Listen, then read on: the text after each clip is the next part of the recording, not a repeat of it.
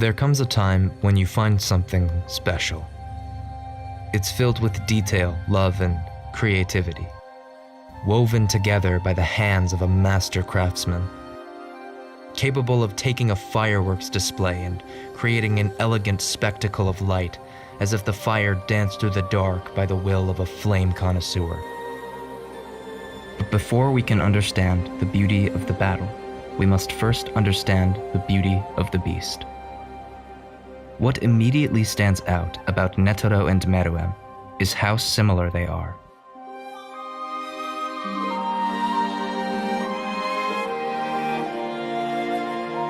Netero is a character we see very little of in the beginning of the story. It was speculated, by many, I included, that he may play the role of mentor to our heroes, but his true nature rears its ugly head in this conflict. This is when we begin to truly understand the beast before us. Thousands upon thousands upon thousands of punches thrown day after day after day. What is it that drives a man to such madness? Thousands upon thousands upon thousands of hands gently pressed together in prayer, and in prayer he gives thanks to the arts, the martial arts, year after year after year. And then there is change.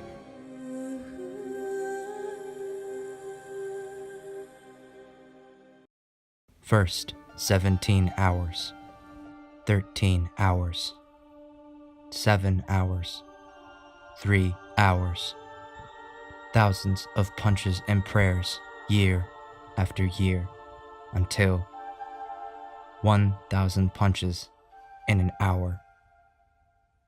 And then the beast was born.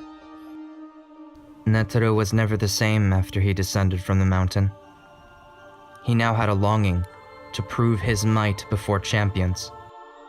One by one they fell to his might, bowed to his glory, admitted to his fierce strength. But it wasn't before long he began to realize how he had lost joy for the art he had once cherished, and what he gave praise for years and years. When we first encounter Netero, he is an unassuming old man. The window into his life we are given a glance of holds no great interest, until the Chimera Ant arc asks us to reflect. Hundreds upon hundreds of souls are lost to the deadly trials of the Hunter exam, year after year.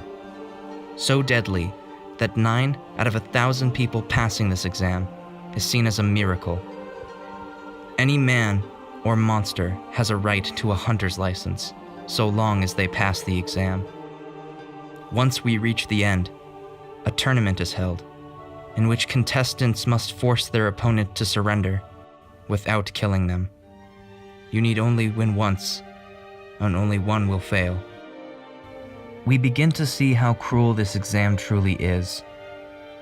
How can you ask a man who through thick and thin fought through the exam to make it to the end? How could you ask them to willfully surrender? Because true strength is found in the strength of will.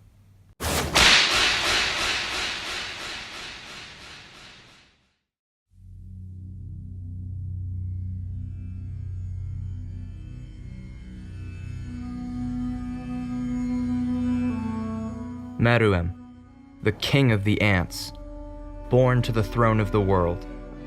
Everything is nothing before his presence. A perfect being who dominates all but one. Meruem continues to crush champions, disrupting their minds with the ever-present threat of death by his hands. One champion remains. She is blind, fragile, and fearsome. Despite the king's greatest and ever-growing efforts, Komugi is not wavered, not even by fear of death, for in death she has no fear. Despite defeat, after defeat. He feels no shame, no frustration, but nothing at all. In fact, he feels joy and a deep sense of fulfillment. Who is this girl?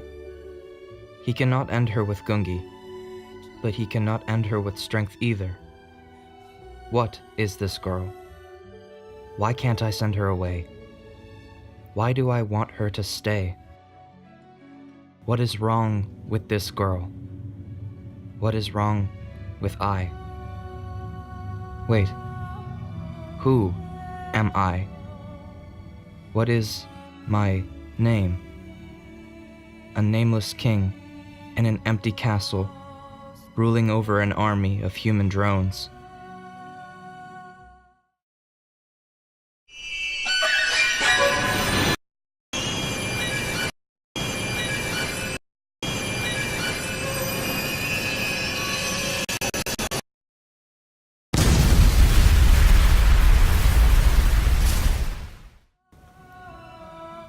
She is my special guest.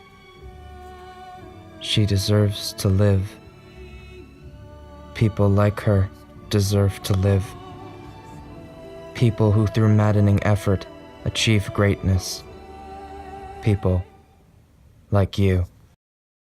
A common philosophy shared by the characters in this arc is their inability to fight against people similar to themselves.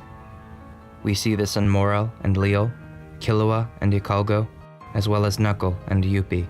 It's already clear to see why Netero fears his wavering heart. Meruem proposes that as the new king, he shall allow a small group of people to thrive on an island. People who have proven their worth. Meruem is sickened by the incompetent, disgusting fools who dare put themselves above other men. Those who cannot rise to the top have no right to be there. But, as this battle ensues, another battle mirrors it. By understanding their connection, we can further appreciate the detail in this fight. Gon and Pito, as well as Meruem and Netero, leave far away from their buildings to protect the lives of the fallen they've left inside.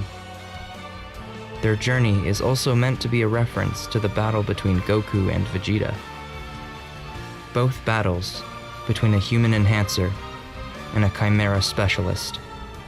One relying on conjured spirits, one relying on strength alone. Morality plays a large role in both fights, but to keep things in order, we'll only focus on Meruem and Netero.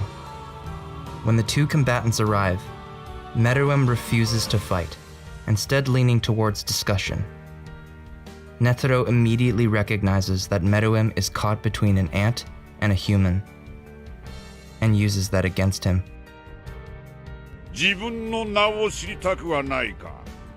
Appealing to his humanity, Netero sets the rule.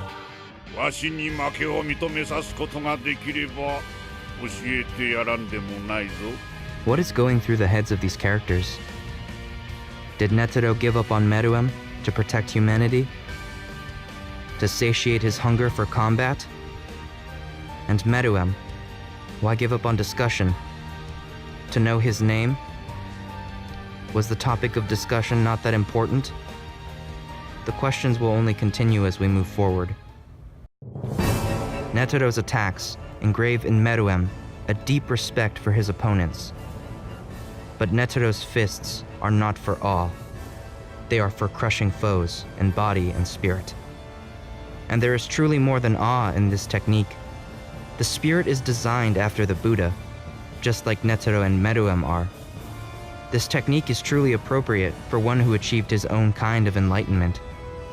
Its great size makes it difficult to see in close view, which is the only place one might strike Netero down.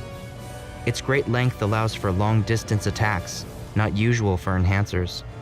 Its bright golden glow complements Meruem's violet aura and color scheme. The way each arm is animated, like an uncontrollable, immense force shaking the camera with every strike. As Meruem violently darts from pillar to pillar, he slowly deconstructs his opponent's abilities. Everyone has their habits. I need only disrupt them. He breaks through, taking Netero's right leg, mirroring the ball game from the Hunter exam, but the opposite limbs, as Gon and Meruem are on opposite journeys. The left arm is the next target, and the following exchange is the result of thousands of punches in under a minute. A beautiful spectacle of light, matched by truly nothing else. The left arm falls. Meruem explains that while Netero's will was strong, he fought for too little, while Meruem stands for his entire race. Then he sits, awaiting his name. But...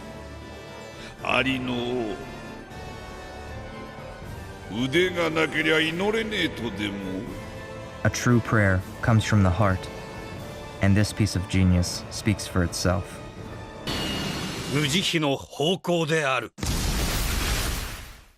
His efforts exhausted, Netero falls before the king's might, the king who stands awaiting his answer.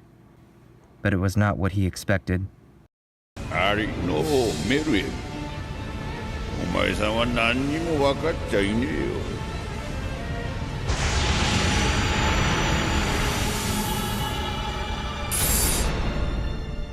人間の底すらない進化を。Humanity is the dominant species, because there is no other monster more threatening than us. And in the blink of an eye, a flash of light devours all life surrounding it. The rose of carnage blooms from the graves of titans. No more appropriate an end to one of the greatest battles that has ever graced the art of animation.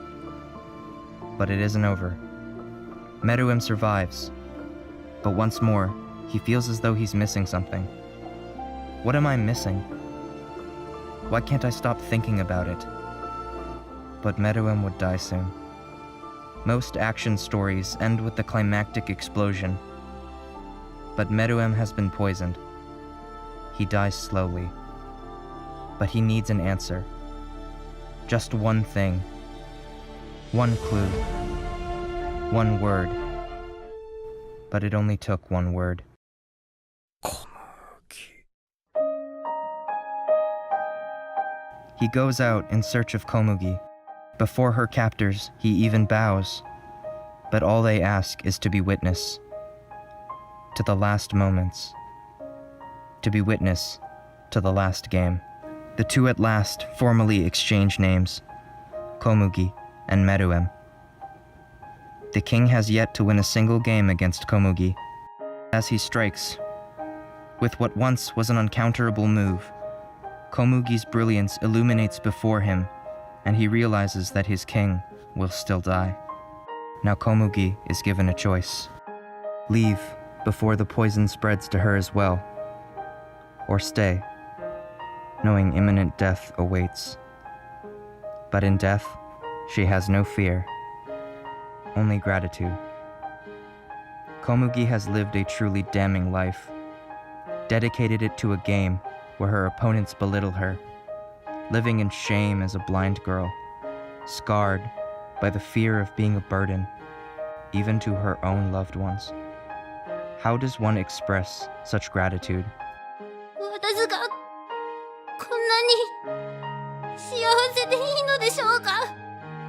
There are many stories where villains turn to the side of good, find within themselves a moral compass. But Meruem finds something special, a sense of belonging, true happiness, and the person he was born to be with, that they were both born to be with. But I still wonder, did Meruem fight for his people or himself? Did Netero fight for people or himself? I recognized anime's greatest battle the minute I saw it.